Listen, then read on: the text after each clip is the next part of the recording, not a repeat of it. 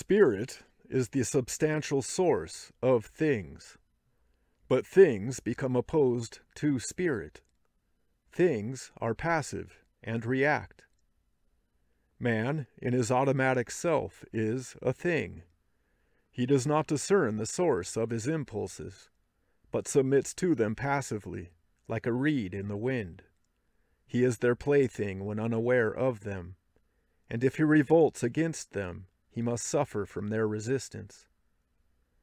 Thus, by the law of alternation, he swings to and fro like a pendulum, effort to impotence, hope to despair. And the law of reaction means that the higher the rise, the more grievous the fall. Instead of this, one can learn to live the pendulum, and therein can wisdom be found. For the alternation is inevitable. To recognize it is to abolish the anxiety that comes of ignorance. To have its measure is to be able to master it. Not to resist it is to attain peace. And to use its impetus is to increase one's vital force. The movement has 4 phases. First phase, will to power and mastery. Second phase, lack of balance. Third phase, absence of will. Fourth phase, balanced serenity. The will to power gives the impetus to mount, and pitiful indeed is the timid man who does not dare to use it.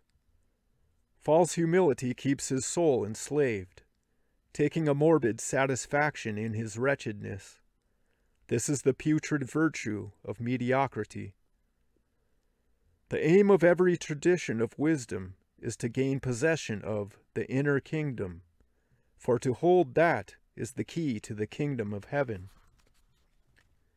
which is a kingdom not of this earth, but the man who seeks it has his feet on the ground, and his body is his instrument. His personal form is the obstacle he must overcome, but the will to the light reveals from time to time the secret being within him. The true name of that being, though unknown to its bearer, is the thread that binds together all his existences, and its consciousness is the divine kingdom in which the human personality becomes the servant of its immortal self.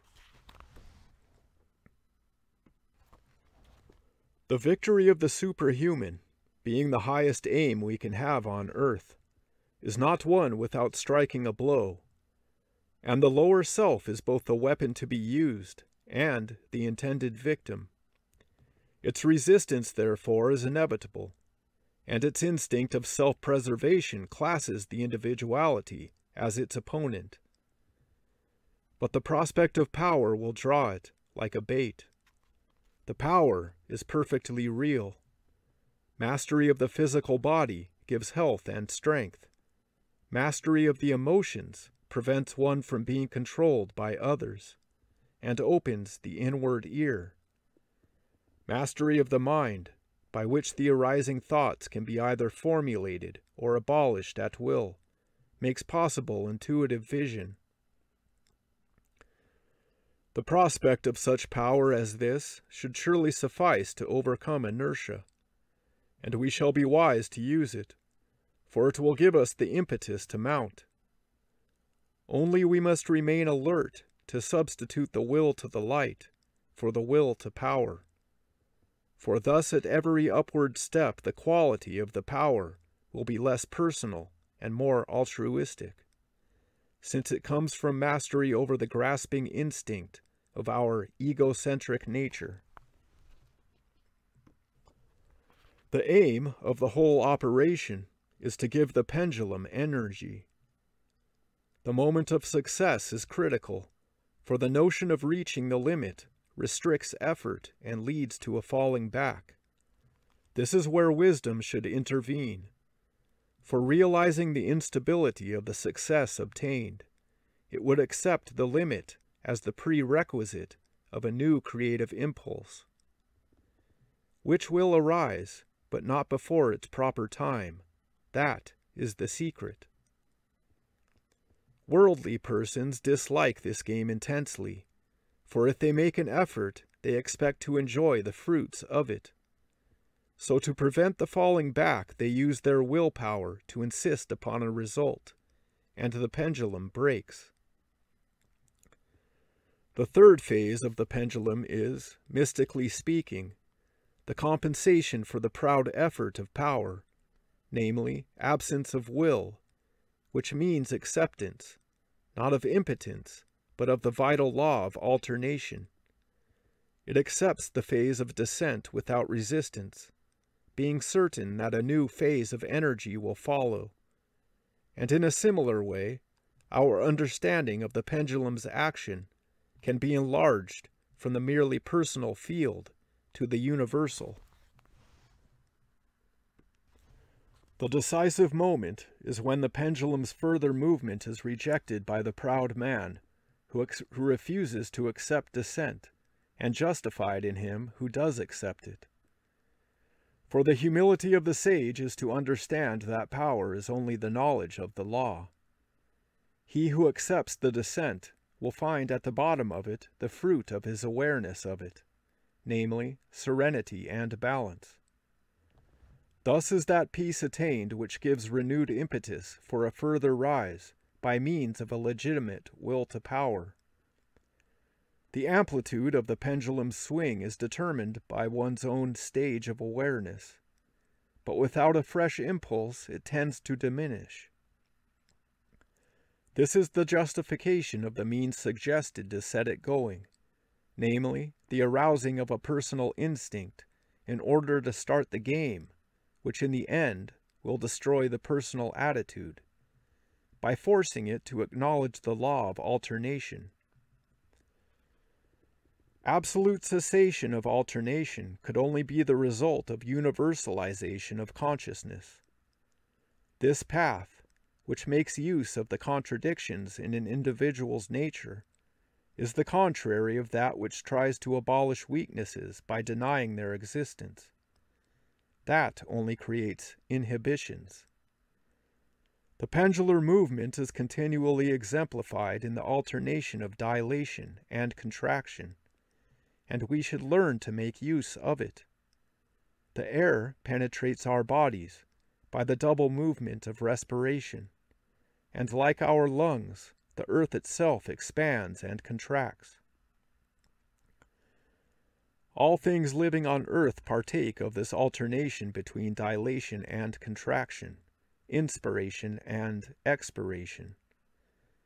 Dilation is the happy moment of expanding into oneness. Contraction is the satanic function of materialization. Both are necessary, but to use them wisely, one must understand their motive forces. Dilation is a gesture of union, of absorption into the cosmos, without selection, opposition, or separation. Its tendency is to expansion, to the breaking of bounds, to the fusion of all in all. It is the absence of personal will, the opening of the heart without reserve, the attempt to escape into the abyss, beyond the frontiers of matter. It is the upward movement of the pendulum. But the pendulum falls inevitably back, since its point of attachment is on earth. Its descent is the movement of expiration and contraction. All things except the absolute unity are subject to this alternation. It is the most inexorable motion in the becoming of the universe. For this reason, wisdom does not seek peace in continual good, without ugliness and without a falling back, but rather in the skillful use of oppositions. Dilation is inevitably followed by contraction, and therefore all progress, all generous expansion, is at once followed by a reaction. If you wish to know what the reaction will be, consider your private motives for resistance, for it will take their character, and they will be your intellectual criticisms, your doubts and rebellions, your skepticism and pessimism. If you are not aware of this reaction, it will control you, and you may sadly conclude that the progress which you made in the period of expansion has been all wiped out in the period of contraction. Thus do men of good will, if they are ignorant victims of this lamentable seesaw, proceed with their spiritual evolution at the speed of a tortoise. To attain victory quickly, one must become aware of the contrary rhythm and learn to take advantage of its movement in the antagonistic direction. Just as a blacksmith uses the rebound of his hammer to diminish its dead weight, the anvil, by its resistance, throws up the hammer, and the blacksmith requires less effort to bring it down again. The rebound increases with repetition up to a certain number of strokes, determined by the fatigue of the metal, which also needs its intervals of rest.